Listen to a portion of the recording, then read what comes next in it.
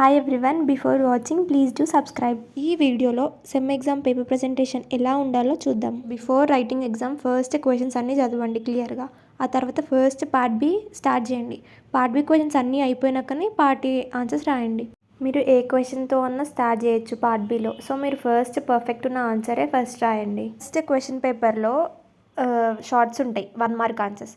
అవి 1A to 1J. ప్రతి question రాసేటప్పుడు 1A 1B అని ఇట్లా మెన్షన్ చేయాలి. ఒకవేళ నువ్వు డైరెక్ట్ బి అని రాస్తే అసలు ఏ క్వశ్చన్ బి అనుకుంటారు, పార్ట్ ఏ మెన్షన్ చేసిన. సో సేఫ్ సైడ్ ఏంటంటే 1A to 1J అట్లా మెన్షన్ చేయాలి. నెక్స్ట్ క్వశ్చన్ పేపర్లో 2A 2B 3A 3B అది ఫస్ట్ యూనిట్ నుంచి ఇస్తాడు. సో నువ్వు 2A 2B అన్న రాయొచ్చు, 3A 3B అన్న రాయొచ్చు. అండ్ 2A 3B అలా రాయకూడదు, అప్పుడు నీకు మార్క్స్ ఓన్లీ 5 వస్తాయి. ఏదైనా ఒకటే కన్సిడర్ చేసుకుంటాడు. Next second unit 4A 4B 5A 5B ఈ రెండిట్లో ఏదైనా రాయొచ్చు.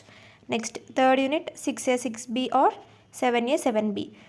అండ్ ఈ ఏబీ క్వశ్చన్స్ కూడా ఒకటి 5 మార్క్స్కి ఇంకొకటి 5 అడగవచ్చు, లేదంటే 7+3, లేదంటే 6 4, లేదంటే డైరెక్ట్ 10 మార్క్స్ కూడా అడగవచ్చు. సపోజ్ ఇప్పుడు మనం 5th యూనిట్ తీసుకున్నాం అనుకో, 10th క్వశ్చన్ 10 మార్క్స్కి అడగవచ్చు, 11th 5 మార్క్స్కి అడగవచ్చు, 11B 5 మార్క్స్కి అడగవచ్చు. సో నువ్వు పర్ఫెక్ట్ ఏది ఉంటే అదే ఫస్ట్ రాయాలి.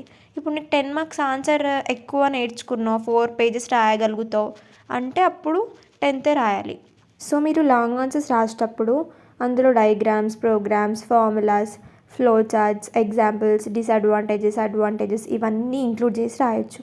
కానీ ఎప్పుడైనా సరే ఆన్సర్స్ అనేది పాయింట్ వైజ్ రాయాలి, ఎప్పుడు పారాగ్రాఫ్ లాగా రాయకూడదు. ఇంకా వాళ్ళు ఎక్కువ మెయిన్గా సైడ్ హెడ్డింగ్స్ చూస్తారు.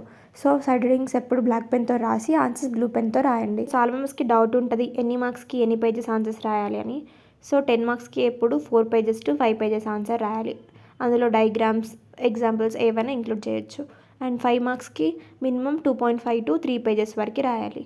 అండ్ 7 మార్క్స్ 3 to 4 pages రాస్తే సరిపోతుంది. సో మీరు ఎప్పుడైతే ఫస్ట్ ఆన్సర్ స్టార్ట్ చేస్తారో అది మినిమం ఎక్కువ రాసేటట్టు చూసుకోండి. సో మీరు స్టార్టింగే షార్ట్గా రాయడానికి రాదు కదా. సో మీరు నెక్స్ట్ లాస్ట్కి ఏదైతే లాంగ్ ఆన్సర్ రాస్తారో అది మీకు సరిగ్గా రాకున్నా మీరు ఎక్స్టెండ్ చేసి ఓన్గా రాసుకోవచ్చు. అండ్ లాస్ట్కి పార్ట్ ఏలో 1 మార్క్ ఆన్సర్స్ ఉంటాయి. సో అందులో మీరు 1 mark answer each question minimum 5 to 6 lines రాయండి.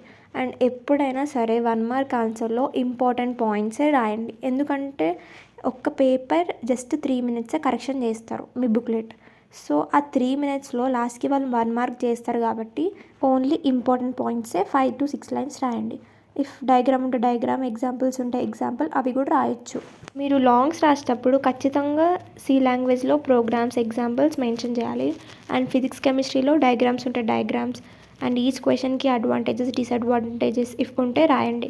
అండ్ ఇంజనీరింగ్ డిజైన్స్లో ఖచ్చితంగా లేబులింగ్ చేయాలి.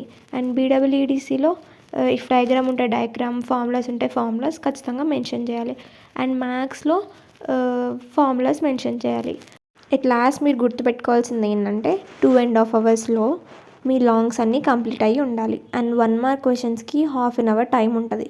ఆ 1/2 an hourలో మీరు 20 minutes 1 మార్క్ రాసినా 10 minutes టైం ఉంటుంది అన్ని ఆన్సర్స్ రాసిరో లేదో చెక్ చేసుకోవడానికి. సో మీరు పార్ట్ ఏ, పార్ట్ బి రాసేటప్పుడు ఖచ్చితంగా మెన్షన్ చేయాలి పార్ట్ ఏ ఇది, పార్ట్ బి ఇది అని. ఇఫ్ మీ క్లాస్కి టైం ఉంటే సైడ్ హెడ్డింగ్స్ హైలైట్ చేయండి అండ్ ఒక ఆన్సర్ తర్వాత లైన్స్ కొట్టండి కంప్లీట్ అయినట్టు. అక్కడ ఇన్విజిలేషన్ వాళ్ళు చెప్తారు మీకు ఎక్కడెక్కడ ఏం మెన్షన్ చేయాలి, లాస్ట్ పేజ్ ఎక్కడ రాయాలి అవన్నీ. సో 3 chapters చదువుకుంటే పాస్ అవుతా కదా, 5 chapters చదవాలా అని అట్లా అనుకోకండి. 5 ఖచ్చితంగా చదవండి, ఎందుకంటే ఇది మీ ఫస్ట్ ఎగ్జామ్. ఇది ఫస్ట్ టైం మీరు రాస్తేనే మీకు ఎక్స్పీరియన్స్ ఉంటుంది నెక్స్ట్ టైం మీరు ఎన్ని రాయాలో.